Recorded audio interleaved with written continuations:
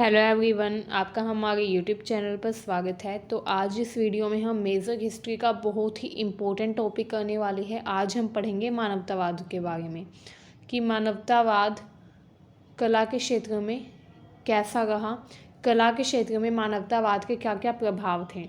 तो आज का जो हमारा टॉपिक है इसमें हम कला के क्षेत्र में मानवतावाद के बारे में पढ़ेंगे। तो चलिए स्टार्ट करते हैं। बिफोर स्टार्टिंग आपसे कहना चाहूँगी, अगर आप हमारे चैनल पर पहली बार आए तो सब्सक्राइब कर लीजिए ताकि हमारी हर वीडियो की अपडेट आपको टाइमली मिलती रहे।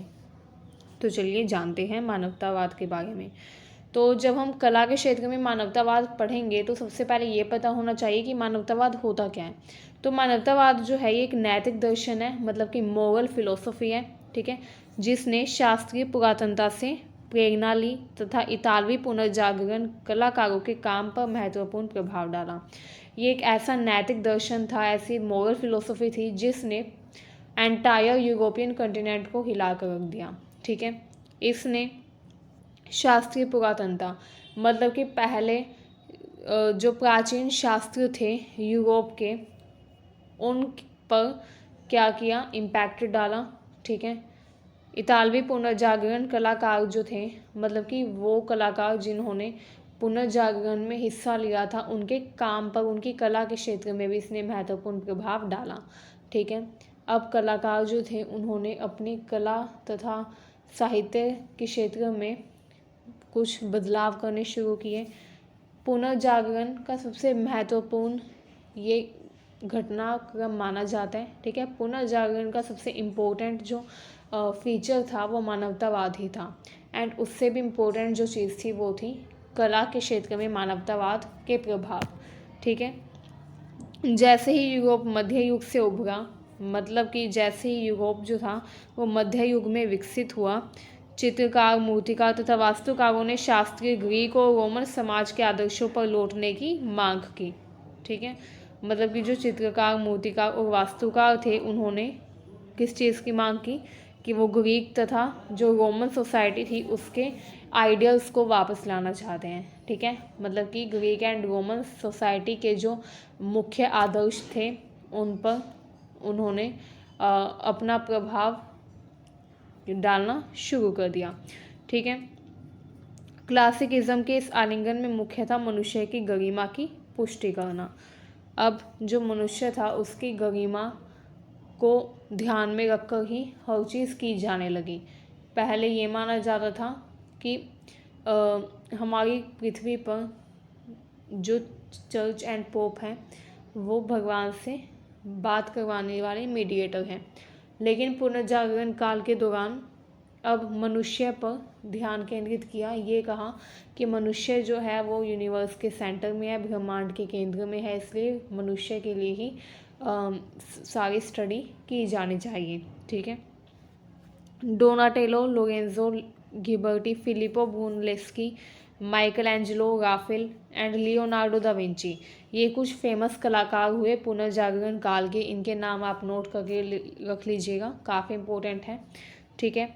एंड ये कौन कौन सी सिटी से थे वो भी बताया हुआ है। फ्लोरेंस, वेनिस, रोम, नेपल्स, जेनोआ, मंटुआ, फेरागा, उर्बिनो, इन सारी सिटी से थे ये, ठीक है। इटली में ही थी ये सारी सिटीज़ एंड यहाँ पर ही ये हुए, ठीक है।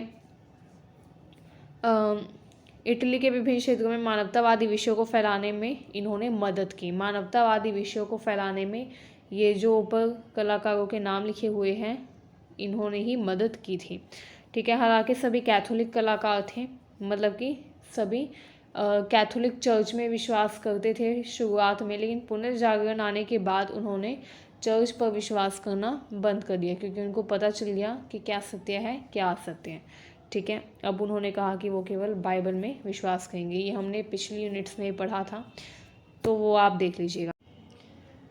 अब जो पुनर्जागरण है इसमें मानवतावाद की जड़ें कहाँ से मिलती है? फ्रांसिस्का पेट्रार्क से, ठीक है। फ्रांसिस्को पेट्रार्क जो थे वो एक व्यक्ति थे, ठीक है।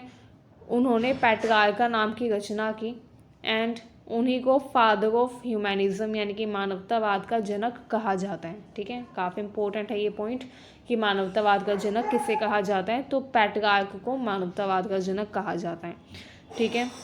पेट्रार्क ने विकास और नवाचार के लिए मानवीय क्षमता पर जोर दिया। उन्होंने कहा कि मानव की जो क्षमता है वो इतनी है कि वो विकास कर सके, इनोवेशन कर सके, नवाचार कर सके, डिस्कवरीज कर सके। ठीक है, नवाचार का मतलब है यहाँ पर इनोवेशन, नई चीज़ इनोवेट करना। तो उन्होंने कहा कि इंसान के अंदर ये कैपेबिलिटी होती है कि वो नई चीज़ का इनोवेशन कर सके, विकास कर सके। उन्होंने मानवीय क्षमता पर जोर दिया। ठीक है, उन्हीं की फ़िलोसफी थी मानवतावाद की। ठीक है, उन्होंने किसकी फ़िलोसफी थी? मानवतावाद की। उन्होंने कहा कि मानव के अंदर ये योग्यता है कि वो अपने भविष्य का निर्माण खुद कर सकता है। ठीक है, मानव के अंदर ये क्षमता है कि वो विकास कर सकता है खुद का, अपने परिवार का, अपने समाज का। इसलिए विकास के क्षेत्र में मानव का सबसे महत्वपूर्ण योगदान हो सकता है। तो मानव के ऊपर ही ये पूरी यूनिवर्स डिपेंड है। ये किसने कहा था? ये कहा था जो उस टाइम पर पेट्रार्क थे, उन्होंने अपनी फ़िलोसफी मानवतावाद में। ठीक है, उन्होंने शुरुआती पुनर्जागरण दार्शनिकों जैसे जियोवानी बोकाशियो, ठीक है, तथा कोलुशियो सालुटाटी के साथ एक स्टूडियो ह्यूमैनिटेटिस मतलब कि मानवतावादी शिक्षा की वकालत की। ठीक है, जो शास्त्रीय पुरातनता की शिक्षा की नकल करती थी। अब ये जो पेट्रार्क थे, इन्होंने दो फिलोसोफर्स जियोवानी बोकाशियो एंड कोलुशियो सालुटाटी, इनके साथ मानवतावादी शिक्षा पर जोर दिया। इन्होंने कहा कि ह्यूमैनिटीज़ यानी कि मानवतावादी शिक्षा को लाया जाना चाहिए विद्यालयों में, यूनिवर्सिटीज़ में। ठीक है, एंड इन्होंने कहा कि मानवतावादी शिक्षा लोगों को दी जानी चाहिए ताकि व्यक्ति अपने विकास में और ज़्यादा सहायता कर सके। ठीक है, व्यक्ति अपने विकास को ज़्यादा बढ़ा सके। मानवतावादी कला जैसे डोनाटेलो की शास्त्रीय रूप से प्रेरित डेविड की मूर्ति ने प्रारंभिक पुनर्जागरण के रुझानों को परिभाषित करने में मदद की। अब मानवतावादी एक कला यहाँ पर लिखी हुई है। डोनाटेलो ने एक मूर्ति बनाई थी, डेविड की मूर्ति। ये काफ़ी फेमस है मानवतावादी कला के क्षेत्र में। ठीक है, तो डोनाटेलो ने एक डेविड की मूर्ति बनाई थी शास्त्रीय मूर्तियों से प्रेरित होकर। ठीक है, जिसने प्रारंभिक पुनर्जागरण के रुझानों को परिभाषित किया। मतलब किसने बताया कि जो पुनर्जागरण है वो किस तरीके से धीरे धीरे विकसित हो गया। ठीक है, वास्तुकार फिलिपो ब्रूनलेस्की। अब वास्तुकार फिलिपो ब्रूनेलेस्की तथा मूर्तिकार लोरेंजो घिबर्टी जैसे कुछ और प्रारंभिक पुनर्जागरण में फेमस पर्सन हुए। ठीक है, जिन्होंने फ्लोरेंस शहर में अपने कार्यों में मानवतावादी विषयों को अपनाया। मतलब कि उन्होंने अपने काम में, अपने कला के क्षेत्र में मानवतावादी विषयों को ऐड ऑन किया। ठीक है, लियोनार्डो दा विंची जो थे, उन्होंने भी एक पेंटिंग बनाई थी मोनालिसा की। इसकी खास बात क्या थी कि ये जो पेंटिंग थी मोनालिसा की, इसको हम जैसे इमोशन से देखते थे, हमें वो पेंटिंग में भी वैसा ही इमोशन मिलता था। मतलब कि सपोज़ आपके सामने मोनालिसा की पेंटिंग रखी है एंड आप काफ़ी खुश है उस टाइम पर, एंड आप अगर खुश होकर उस पेंटिंग को देखेंगे तो आपको वो पेंटिंग भी खुश नज़र आएगी। अगर आप दुखी मन से उस पेंटिंग को देखेंगे तो वो पेंटिंग भी आपको दुखी नज़र आएगी। ठीक है, तो मतलब कि उस टाइम पर पेंटिंग्स में भी इमोशन देने स्टार्ट कर दिए क्योंकि मानवतावाद आ चुका था। मानवतावाद का मेन जो पॉइंट था, सेंट्रल जो पॉइंट था, वो ही ये था कि मानव के इमोशंस को, मानव के विचारों को केंद्र में रखा जाए। ठीक है, क्योंकि मानव जो है वो यूनिवर्स के सेंटर में है। तो इस वजह से अब उस टाइम पर जो पेंटिंग्स वगैरह थी उसमें भी मानववादी विषयों को शामिल किया जाना शुरू कर दिया। ठीक है, जो पेंटिंग्स बनती थी उसमें मानव के इमोशंस डालने शुरू कर दिए। मतलब कि ऐसी पेंटिंग बनाने शुरू कर दी कि ऐसे लगता था कि सामने सच में एक इंसान है। ठीक है, तो पेंटिंग्स में भी उस टाइम पर इमोशन दिखाई देने लग गए। एंड द फेमस जो व्यक्ति थे जिन्होंने अपने कार्यों में मानवतावादी विषयों को अपनाया, वो कौन कौन थे? मूर्तिकार लोरेंजो घिबर्टी एंड वास्तुकार मतलब कि आर्किटेक्चर फिलिपो ब्रूनलेस्की। ठीक है, ये भी काफ़ी इंपॉर्टेंट है। जैसे ही 15वीं शताब्दी के दौरान पुनर्जागरण आंदोलन फैला, Michael Angelo, Leonardo da Vinci और राफेल जैसे कलाकारों ने सक्रिय रूप से अपनी कला में नवीनता लाने की कोशिश की। मतलब कि 15वीं शताब्दी के दौरान जैसे जैसे पुनर्जागरण बढ़ता गया तो ये कुछ फेमस यहाँ पर कलाकारों के नाम लिखे हुए हैं, Michelangelo, Leonardo da Vinci, Raphael. इन्होंने अपनी कला में नवीनता लाने की कोशिश की, शुरुआत की। ठीक है, उन्होंने रैखिक परिप्रेक्ष्य, रंग तथा प्रकाश की सीमाओं को आगे बढ़ाया, साथ ही मानव रूप को शक्तिशाली दिव्य रूप में चित्रित किया। मतलब कि मानव के रूप को शक्तिशाली और दिव्य दिखाना शुरू कर दिया। ठीक है, अब नेक्स्ट देखिए, कला में मानवतावाद के 5 लक्षण। अब कला में मानवतावाद के कौन से 5 लक्षण थे, चलिए ये जानते हैं। तो कला में मानवतावाद के जो 5 लक्षण थे वो क्या क्या थे? प्रारंभिक तथा उच्च पुनर्जागरण की मानवतावादी कला की विशेषता भी इन्हें कह सकते हैं आप। ठीक है, तो चलिए देख लेते हैं। पहला है पुरातनता को श्रद्धांजलि। मानवतावादी कलाकारों ने शास्त्रीय ग्रीस और रोम से प्रेरणा ली। अब क्योंकि मानवतावाद आ गया था तो ऐसा नहीं है कि वो अपने प्राचीन जो शास्त्रीय कला थी, शास्त्रीय कला का जो रूप था उसको कंप्लीटली भूल जाए, नहीं, उन्होंने उसको भी नमन किया जो उनके शास्त्रीय कला के रूप थे।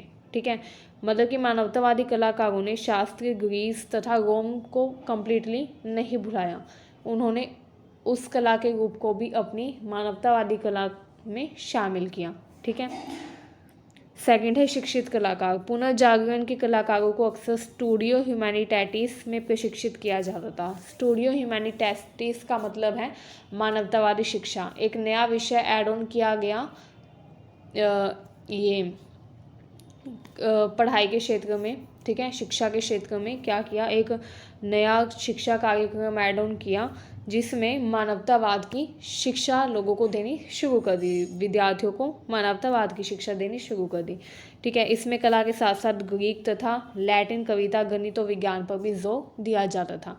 पहले क्या था, पहले शिक्षा के क्षेत्र में सिर्फ खगोल विज्ञान एंड ये एस्ट्रोनॉमी, ठीक है, ये सभी सिखाई जाती थी। लेकिन अब जो विद्यार्थी थे उनको ग्रीक तथा लैटिन में कविता, गणित, विज्ञान ये सभी सिखाया जाना शुरू कर दिया।